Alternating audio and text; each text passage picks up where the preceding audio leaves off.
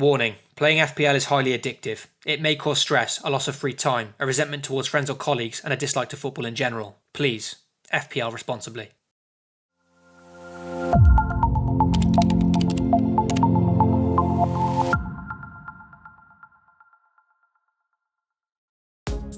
Hey guys, and welcome to a brand new series to the channel, which I'm calling FPL Keep or Sell. And this is how this series is going to work. I'll be looking at specific FPL players that are causing us some selection headaches during a particular game week. I'll then be looking at stats, upcoming fixtures, and the opinion of you guys over on Twitter before deciding to either swipe left and sell, or to swipe right and keep. Think of it as one of those dating apps, but for the FPL world. In this series, I'll be making cases for both options on whether to keep and sell a player, and it's not designed to tell you what to do, but more to help you make your own informed decision. Of course, I'm by no means an expert, so ultimately, the decision is down to you on whether to keep or sell. If you like the idea, then please let me know by liking or commenting, and that way I know if you'd like to see it again. You can also support the channel further by getting subscribed to FPL TV. To start the first ever FPL Keep or Sell, it's goalkeeper David De Gea. So should we keep or sell the United shotstopper? In the opening 4 game weeks, David De Gea has faced 14 shots on target. This is actually one of the lowest a team has faced so far, so that's a positive in terms of clean sheet potential. The big problem is, however, that of these 14 shots faced, he's only managed to save 7 of them, taking his save percentage to just 50%. And this is actually the league's worst percentage for keepers who have played all 4 games so far. From now, United do go on a run of some decent looking fixtures, but their Game Week 5 match away to Inform Watford looks to be a very difficult task, so a clean sheet there could be unlikely. So let's take a look at a few arguments for why you'd either keep or sell David De Gea. One reason to keep him would be that you brought him in as a long-term option, and being only 4 game weeks in, it's not enough to justify a transfer yet. United's fixtures do start to improve as well, and perhaps changing your goalkeeper isn't a priority right now, especially if your team needs surgery elsewhere. The negatives though would be his poor performances, his low ranking stats, and United's unpredictable form. At the moment, it's clear that United aren't settled on their centre-back partnering, and this doesn't bode well for De Gea owners. Also, his ridiculously high price tag doesn't help, which makes owning him a big burden for the rest of your team. So with David De Gea, do we keep or sell?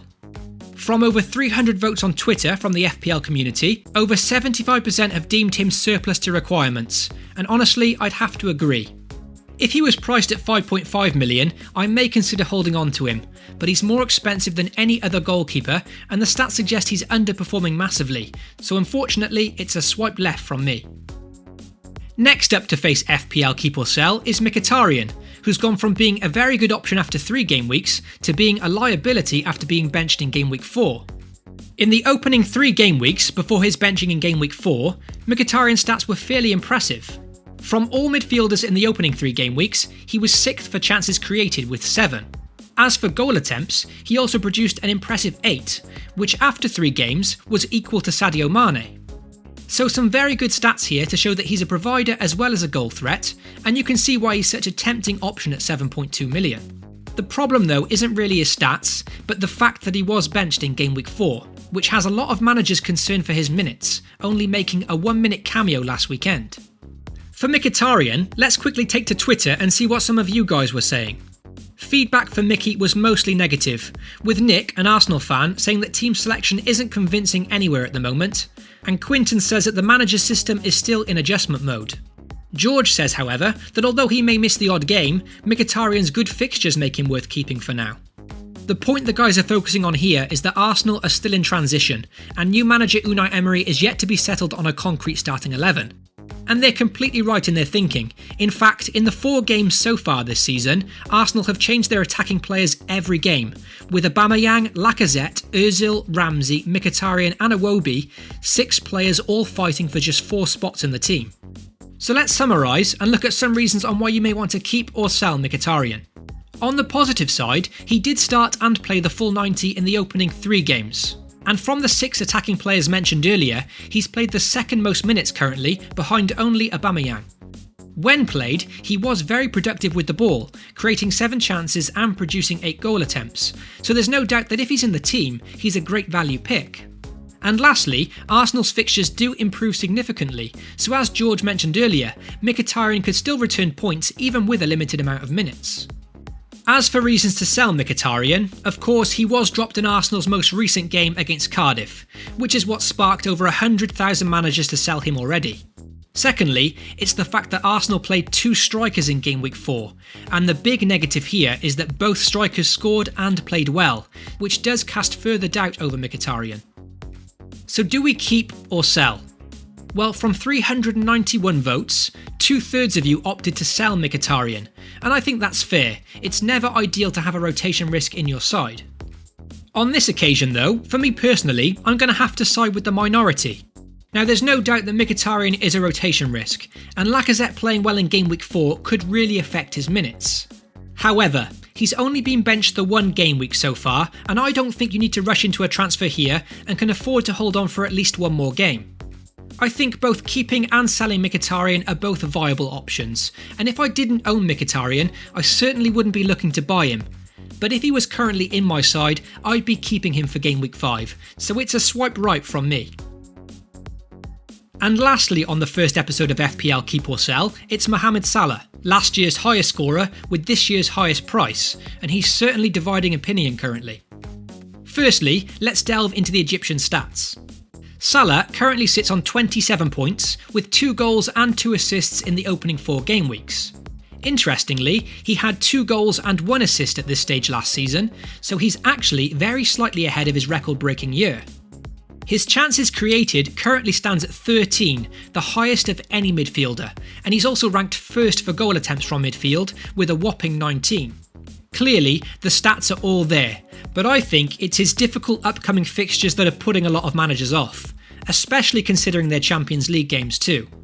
His high price is of course an issue as well, because even though his stats are very good, players who are much cheaper are keeping up or even outscoring the Egyptian so far. So let's see what you guys had to say over on Twitter. Sander believes that Mane is currently the better option, having started the season better and saving you a valuable 3 million. He also makes the excellent point that Mane is collecting all the bonus points, something Salah has struggled to do this season and last season as well. On the keep side of things, FPL Jack thinks that because of the good stats mentioned earlier, keeping him is a simple decision, whilst Mohamed suggests holding on to Salah for 2 more games before deciding. I think this is a very good point, as he may not have set the world alight yet, but he's still the 4th highest scoring midfielder so far, so perhaps we don't need to rush into a big decision like this. There are lots of reasons to keep Salah in my opinion. He plays for arguably the most attacking team in the league, is the record-breaking FPL scorer last season, and he has all the stats in 4 game weeks to suggest he could come close to that again. A big incentive to keep in my opinion is his massive 51% ownership, and quite simply, if you decide to let go of him and he returns a big score, it could seriously harm your rank very early into the season. Reasons to sell him, however, would be his undoubtedly difficult run of fixtures coming up, along with the chance of rotation for the Champions League, so there's definitely some justification to sell Salah there. Another reason is that teammate Mane is outperforming him currently, and for £3 million cheaper, some would argue that extra cash can help you build a more balanced squad. So do we keep or sell Mo Salah for Game Week 5? Unsurprisingly, it was a very close contest in the Twitter poll. After an amazing 619 votes, you were slightly in favour of keeping Salah, but only just with 58%. You may have guessed already, but for me, I'd have to agree with the majority on this one. I think if Harry Kane was in red hot form, I could understand the argument that you need to free up the money from Salah. But it's my belief that without owning Harry Kane, you can still build a very balanced side even with Mo Salah in your team, and plenty have managed to accommodate both Salah and the outperforming Sadio Mane. I think we can still afford to wait and see with Salah and give him a few more game weeks, and perhaps if he doesn't return in those, we can start to look to offload him then. But for now, it's a swipe right and a keep from me. And that wraps up the first episode of the brand new series FPL Keep or Sell. Please let me know if you enjoyed it by commenting below or simply leaving a like. That way I know you'd like to see it more often on the channel. You can also support me further by getting subscribed to FPL TV. If you'd like to get involved in the voting, potentially have your opinion featured in the series, or to simply suggest a player that is giving you a selection dilemma, then be sure to give FPL TV a follow on Twitter and contact me there. FPL responsibly, and I'll catch you all in the next video.